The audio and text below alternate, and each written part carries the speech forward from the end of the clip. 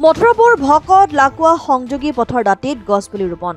অসমৰ কেইবাগৰাকী জনপ্ৰিয় কণ্ঠশিল্পীৰ উপস্থিতিত প্ৰায় 150 গছপুলি ৰোপণ সোমবাৰে মথুৰাপুৰ ভকত গাঁৱৰ ৰাইজৰ উদ্যোগত মথুৰাপুৰ ভকত লাকুৱা সংযোগী পথৰ দাঁতিত প্ৰকৃতি প্ৰেমী অনুপ পাটকাইৰ আদৰ্শ আৰু অনুপ্ৰেৰণা সাৰোগত কৰি অঞ্চলটোৰ বহু লোকৰ উপস্থিতিৰে এক গছপুলি ৰোপণ কাৰ্যসূচী ৰূপায়ণ কৰা হয় উক্ত অনুষ্ঠানত উপস্থিত থাকে অঞ্চলটোৰ গাঁওবাসীৰ লগতে প্ৰকৃতি প্ৰেমী অনুপ পাটকাইৰ সৈতে অসমৰ জনপ্ৰিয় কণ্ঠশিল্পী কুসুম কৈলাশ মাধৱ ৰঞ্জন সুৰেন্দ্ৰ লোহাৰ প্ৰদূষণ নিয়ন্ত্ৰণ পৰিষদৰ সহকাৰী কাৰ্যবাহী অভিযন্তা শিৱসাগৰ আঞ্চলিক কাৰ্যালয়ৰ জয়ন্ত দত্তৰ লগতে অঞ্চলটোৰ কেইবাগৰাকী বিশিষ্ট ব্যক্তি উপস্থিত থাকে প্ৰকৃতি প্ৰেমী অনুপ পাটকাইৰ আদৰ্শেৰে মথুৰাপুৰ ভকত গাঁৱৰ ৰাইজে চৰাইদেউ জিলাখনৰ লগতে মথুৰাপুৰ অঞ্চলটো গছপুলি ৰোপণ কৰি এখন সেউজীয়া গাঁও কৰা এক উদ্দেশ্য আগত ৰাখি গছপুলি ৰোপণ কাৰ্যসূচী হাতত লয় বিশ্ব পৰিৱেশ দিৱসৰ দিনাখনি বুলি আমি গছ ৰুই থকা নাই আচলতে আমি গোটেই মাহটো আমাৰ আৰম্ভ হৈছে এতিয়া গছ আমি গোটেই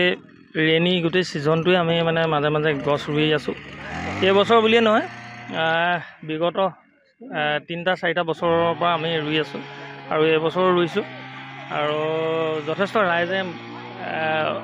আদৰি লৈছে আমাৰ যিটো আমাৰ কনচেপ্ট সোণ আৰু কাঞ্চন আৰু কৃষ্ণচূড়া আৰু সেইকাৰণে ভাল লাগিছে আজি মথুৰাপুৰ ভকত গাঁৱত আছোঁ মিনিমাম আমি 500-600 মানুহে এতিয়া গছ পুলি ৰুই আছোঁ আপোনালোকে দেখাও পাব পাৰে আৰু খুবেই ভাল লাগিছে আৰু এনেকৈ যদি একচুৱেলি সজাগতাটো হৈ যায় তেতিয়া খুব কমটি সময়ৰ ভিতৰত আমি গ্ল'বেল ৱাৰ্মিঙৰ সৈতে আমি যুঁজিব পাৰিম আৰু অলপ হ'লেও আমি সকাহ পাম বুলি আমি আশা ৰাখিছোঁ আৰু তাকে কৈছোঁ এতিয়া বিশেষ নকওঁ অনুপ পাটকাই নহয় এই গাঁওবাসী ৰাইজৰ যিটো এটা মহান প্ৰচেষ্টা বৃক্ষৰোপণ ইয়াত যিটো উদ্যোগ ল'লে আমি প্ৰদূষণ নিয়ন্ত্ৰণ পৰিষদৰ পৰা আহি আজি আমাৰ প্ৰদূষণ নিয়ন্ত্ৰণ পৰিষদৰ যি সোণালী জয়ন্তী উৎসৱ আছিলে এই বছৰত আৰম্ভ হৈছে আমি নিজকে জড়িত কৰিবলৈ পাই সঁচাকৈ অভিভূত হৈ পৰিছোঁ আৰু বিশেষকৈ গাঁওবাসী ৰাইজৰ যি প্ৰচেষ্টা যি সহযোগ সঁচাকৈ ইয়াৰ আদৰণীয় আৰু ভৱিষ্যতে ভাবিছোঁ যে অনুপ পাটকাই উদ্যোগত এই চৰাইদেউ জিলাখন এটা সেউজ পৰিৱেশ গঢ় লৈ উঠি যাতে পৰ্যটকৰ এটা আকৰ্ষণীয় কেন্দ্ৰস্থল হৈ উঠে তাকে আমি কামনা কৰিছোঁ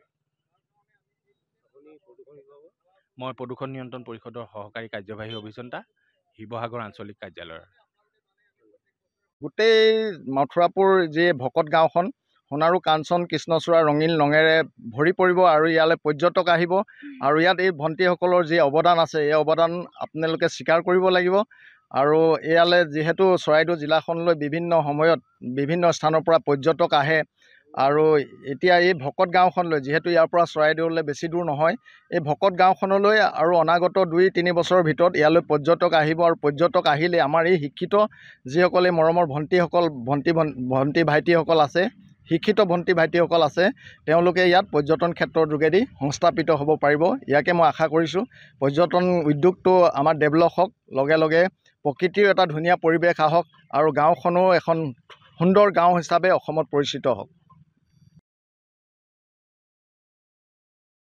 মথুৰাপুৰৰ পৰা ইছলাম আহমেদৰ ৰিপৰ্ট অসম আদিত্য।